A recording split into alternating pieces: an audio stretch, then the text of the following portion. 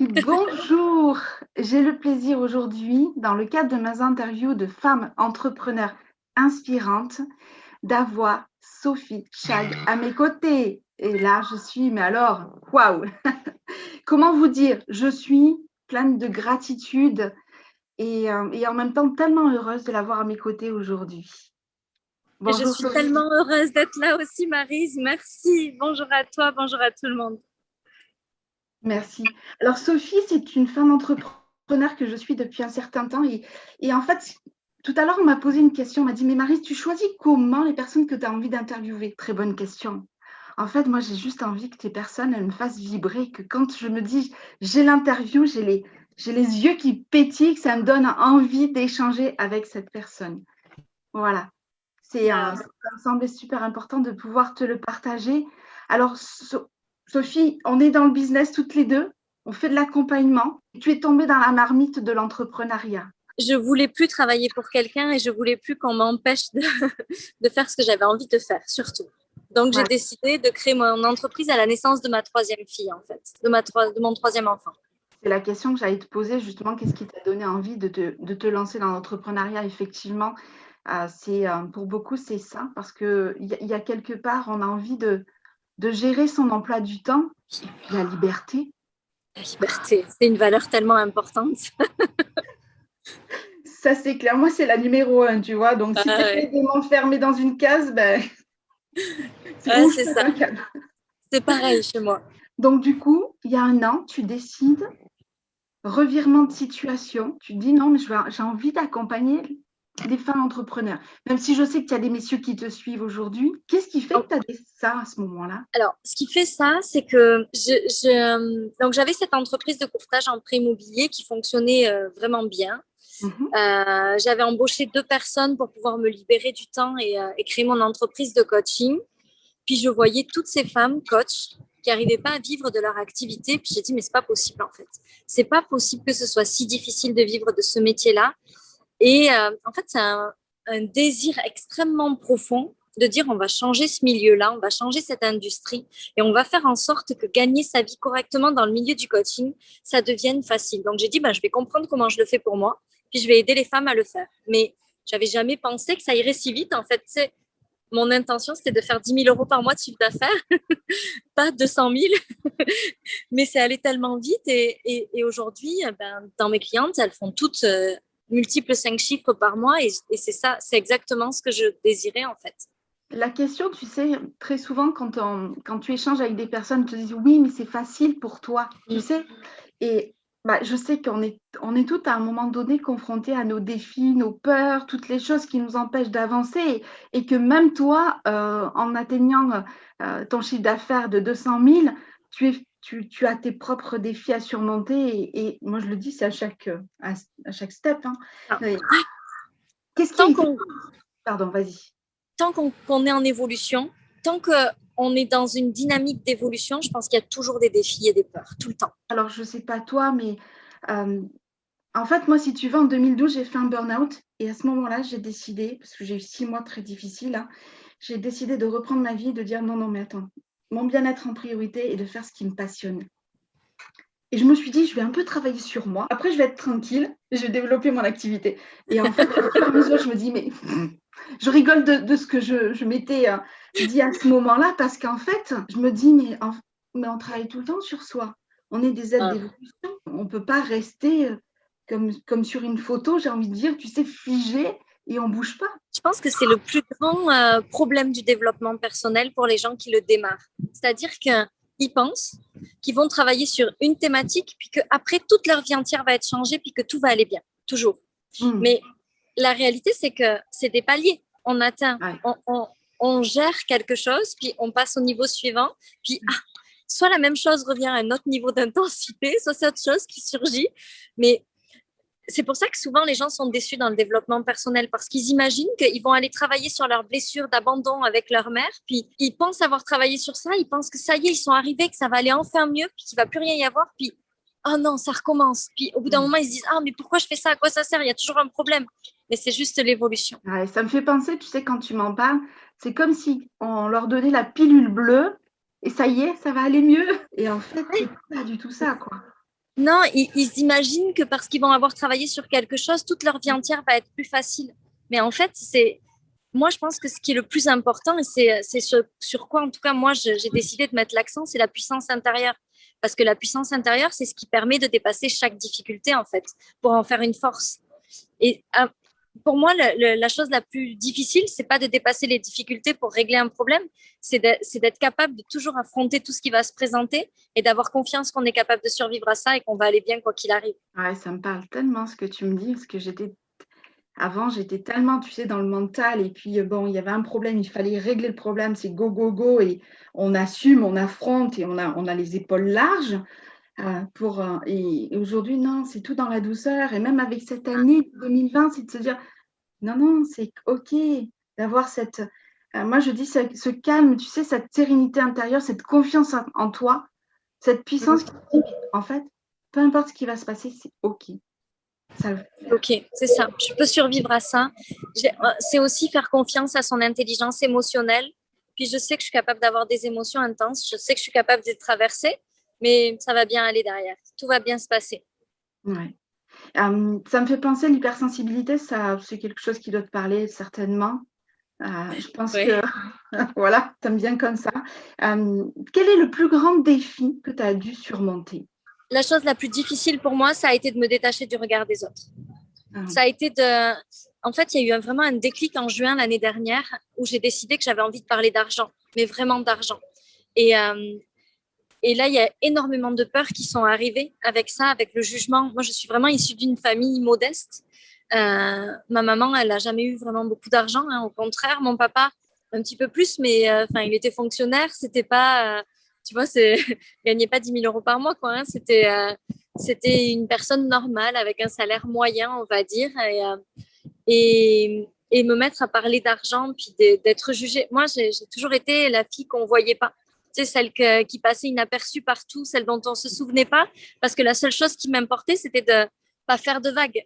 Alors, quand j'ai commencé à parler d'argent sur les réseaux sociaux, aujourd'hui, j'en rigole pas mal avec mon amie Solveig, qui est coach aussi, parce qu'elle, elle a entendu beaucoup, beaucoup de choses sur moi. Et je sais tout ce qu'on a pu dire sur moi et ce qu'on continue à dire. Il a vraiment fallu rester fort avec ça, en fait. Se dire, OK, mais c'est pas grave, en fait. Les gens peuvent dire des choses, les gens peuvent penser des choses. Moi, je sais qui je suis. Je sais pourquoi je le fais et je vais rester alignée à ça. Puis, tant pis si je suis jugée. Ça a été la chose la plus difficile pour moi à traverser. d'accord, OK. Ouais. Je comprends tout à fait le regard des autres. Ça peut être, surtout quand on a été, j'allais dire éduqué, et quand dans notre vie, elle a été comme ça, où on se cachait. Parce que moi, c'était pareil. Si j'avais pu me mettre dans le trou d'une souris, tu sais, ben voilà, je l'aurais fait. Pas trop vu, pas trop remarqué, on fait C'est ça. discret. Et du coup, on passe à autre chose complètement aujourd'hui. Ouais, c'est sûr que le regard des autres, ça Ah, nous c'est en... challengeant. Je pense Ouais, qu'aujourd'hui, c'est la chose encore qui est la plus challengeante pour moi. C'est la d'accord, chose sur laquelle je fais le plus de travail intérieur au quotidien.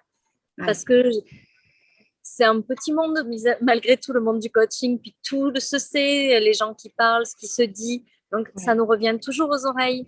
Et la chose la plus difficile, c'est d'arriver à se dire, OK, mais ça m'appartient pas. Puis, je vais survivre à ça. C'est pas grave. Les gens peuvent parler, les gens peuvent dire des choses. Moi, je sais qui je suis. Il y a quelque chose aussi qui revient très régulièrement par rapport aux femmes entrepreneurs que je rencontre, c'est c'est le poids de la femme, en fait, tout ce qu'on nous a transmis, tu sais. Je te raconte juste une anecdote. Mois de février, je crois qu'on sortait du confinement, je dis, je me réserve une séance de massage, j'ai trop envie. J'étais contente et tout, et puis d'un coup, je vois ma grand-mère qui me dit, chut, Maryse, ne le dis à personne. Je me dis, non, mais qu'est-ce que c'est ça? Donc ma grand-mère d'origine sicilienne, quand elle avait son argent, ben, elle faisait tout en cachette.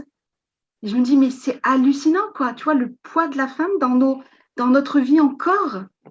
Et pourtant, on est des Ouais. femmes actives. Oui, je pense il y a encore beaucoup, beaucoup de croyances inconscientes, de blocages inconscients sur ce que la femme doit être, doit faire. On en parlait là, tu vois, on est à Biarritz en ce moment avec mon mari. Et Biarritz, c'est une ville quand même qui est particulièrement belle. Mais Ouais. quand on vit dans les Landes, Biarritz, c'est un peu la cité, c'est un peu le Saint-Tropez de chez nous. Donc, il y a Biarritz-Arcachon, c'est un peu les deux endroits des riches. Puis les petits Landais, ils vont pas trop dans les endroits des riches. Et je disais, c'est fou parce qu'en fait, je me rends compte que même sur ça, on est encore conditionné. C'est dingue comme tout ce qu'on nous a mis dans la tête depuis toute notre enfance, ça joue sur nous au quotidien sans même qu'on s'en rende compte. Tu vois, moi, je rêve de vivre face à l'océan. Mais jamais j'ai imaginé que je pouvais vivre à Biarritz parce que Biarritz, c'est le Saint-Tropez des. Tu vois, c'est pas pour les Landais, quoi, Biarritz. Ouais. Et c'est pareil avec tout ce qui se passe pour les femmes au quotidien.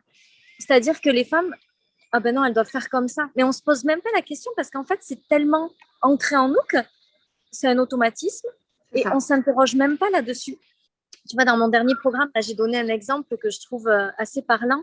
C'est comme si on était né dans un magnifique château comme à Versailles. Puis, depuis qu'on est né, tout le monde a mis toutes ses poubelles dans le château. Mm. Puis le château, il ressemble à, à une déchetterie de pensées pourries. Ouais. Mais c'est hyper dur de trouver les pensées pourries et les pensées qui sont bonnes pour nous parce qu'il y a tellement de détritus dans tout ce château. Par contre, si tu rentres dans une maison magnifique où tout est rangé, où tout est propre, trouver la pensée qui va pas avec ce qu'on est en train de créer. Là, c'est facile de le trouver. Il n'y a qu'une chose qui est dérangée.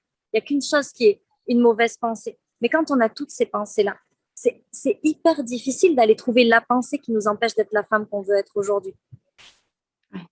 Et pour moi, c'est ça la chose la plus difficile, c'est d'aller faire le tri dans toutes ces pensées, dans toutes ces croyances. Parce que depuis qu'on est toute petite, nos grands-mères, nos mères, nos maîtresses, nos nounous, Mm. nos copines, elles ont mis tout un tas de pensées toutes pourries dans notre beau château. Puis nous, on ne sait plus trop. Ah, mais est-ce que ça, c'est normal ou est-ce que ça, c'est pas normal? Ah, C'est ça. est-ce que ça, j'en ai envie ou est-ce que ça, j'en ai pas envie ou est-ce que ça, c'est normal? Est-ce que ça, je dois le faire? Puis en fait, on ne sait même plus. Ouais. Il y a tellement de femmes qui savent même plus ce qui leur fait plaisir. Tellement de femmes qui savent même plus comment être heureuses parce qu'elles ne savent pas. Ouais.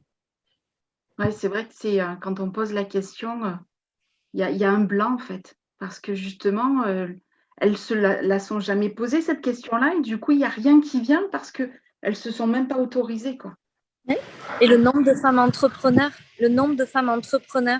qui font ça parce qu'elles veulent un peu plus de temps libre et s'occuper de leurs enfants. Mhm. Mais même pas, il y a de l'espace pour elles. C'est même pas pour elles, pour pouvoir avoir une vie où elles ont du temps pour prendre soin d'elles. Non, c'est parce que comme ça, je vais mieux gérer mes enfants, puis je vais être plus disponible pour eux. Puis comme ça, je vais, ok, j'ai pas de patron sur le dos, je peux m'organiser, je peux prendre les vacances quand je veux pour mes enfants. Tu sais, je vais prendre Mhm. des vacances pour les vacances scolaires. Parce qu'en Ouais. fait, on est paramétré pour ne s'occuper que de nos enfants, puis s'oublier nous la plupart du temps. Mais on fait tout ça pour ça au départ. Pourquoi on quitte le monde du salariat? Parce qu'on veut être plus disponible pour nos enfants. Mais très rarement parce qu'on veut plus de temps pour nous, parce qu'on se dit qu'on va pouvoir travailler 3 jours par semaine et gagner 50 000 euros par mois. Personne ne se dit ça. C'est clair. Et c'est ouais, c'est super. Enfin, et puis, il y a un truc aussi, je suis toujours choquée. Le rapport, alors le fait qu'elles ne prennent pas soin d'elles, enfin, qu'elles ne prennent pas le temps ou qu'elles ne s'autorisent pas à le prendre et qu'elles culpabilisent, ça, c'est impressionnant. Mm. Et puis, l'autre chose, là, je suis toujours choquée, c'est que pour les femmes entrepreneurs, quand il s'agit de prendre des décisions pour leur activité, c'est attends, je vais en parler à mon mari. Ah oui. Et Ça m'arrive, ça m'est arrivé à plusieurs reprises. Alors moi qui suis super indépendante, ça n'empêche pas, hein, moi je suis mariée, je vais fêter 30 ans de mariage cette année, donc voilà, donc de ce côté-là, il me laisse gérer. Et puis comme je dis, bah, c'est mon activité. Il n'y a que moi qui suis capable de prendre les bonnes décisions, qui les ouais. tenants, les aboutissants. Mais du coup, ouais, il y a beaucoup de femmes qui sont encore, tu sais, comme sous l'emprise, tu vois, de ne pas être libres de faire leur propre choix. Je ne sais pas si c'est quelque chose qui te parle. Alors, c'est pas forcément quelque chose auquel je suis vraiment confrontée dans mon business parce que c'est pas forcément le retour que me font. J'ai pas l'impression que ça dépend vraiment de leur mari. En tout cas pour mes clientes actuelles, hein. Ouais. Mais par contre, c'est vrai que moi j'ai eu cette chance, comme toi, d'avoir un mari qui me laissait carte blanche. C'est-à-dire qu'il a toujours eu confiance en mes choix, en mes décisions. Des fois, je lui disais qu'après. mais il m'a jamais rien dit. Jamais. Ouais. Donc, je, je peux comprendre qu'il y a encore plein de femmes qui s'autorisent pas à ça. C'est intéressant d'aller regarder pourquoi. Est-ce que c'est parce que c'est eux, c'est peut-être, je me dis que c'est peut-être parce que ces hommes-là ramènent l'argent dans la famille, parce que comme elles sont entrepreneurs et qu'elles en vivent pas correctement pour l'instant, elles ont encore cette culpabilité que c'est pas elles qui ramènent l'argent et que du coup cet argent ne leur appartient pas, donc il faut qu'elles en parlent à leur mari. J'imagine que si c'est leur business qui leur permet de payer les choses, elles n'ont pas besoin d'en parler. Je sais pas. Est-ce que Ouais, c'est même quand le business fonctionne, elles ont besoin d'en parler à leur mari? moi, je pense que tu sais, c'est encore des anciens schémas qui sont ancrés du rapport du couple, en fait. D'accord. Bon, après, c'est chaque situation aussi à Tu vois, voir, mais c'est drôle parce que, comme quoi, même nous, euh, c'est intéressant ce que tu dis parce que là où on voit la chose, elle s'amplifie chez nous. Tu vois, c'est pas quelque chose sur lequel je porte une attention en fait. Je, en fait, j'en suis même totalement détachée. C'est-à-dire que les gens qui veulent embarquer avec moi, ils embarquent avec moi. Comment ils trouvent l'argent? Ils m'en parlent jamais en fait. Donc peut-être bien que sûr. c'est le cas, puis que je le sais même pas. C'est juste que comme je porte aucune attention là-dessus, du coup, Ouais. je le vois même pas. Est-ce que tu aurais 3 conseils à nous partager? Les plus grands conseils que je pourrais donner pour les femmes entrepreneurs qui veulent vraiment que leur business fonctionne. La première, c'est de se diriger soi, d'être quand il se passe quelque chose de difficile, de regarder ses émotions, puis de rester aligné avec la personne qu'on a envie d'être, de prendre sa puissance, de pas laisser nos émotions être quelqu'un qu'on n'a pas envie d'être, de toujours, même quand c'est difficile, rester aligné à la plus grande version de nous-mêmes qu'on veut être aujourd'hui. Le deuxième conseil, quelque chose vraiment d'important, c'est de se faire confiance, d'écouter son intuition. Moi, je pense qu'on est toujours soutenu. Je pense que tout est possible. Je pense qu'il n'y a aucune limite à ce qu'on est capable de créer et que plus on va se laisser porter par notre intuition, plus notre intuition va nous mettre exactement sur la bonne route pour nous. Donc, de vraiment se faire confiance et faire confiance que les choses qui arrivent, ça a du sens. Et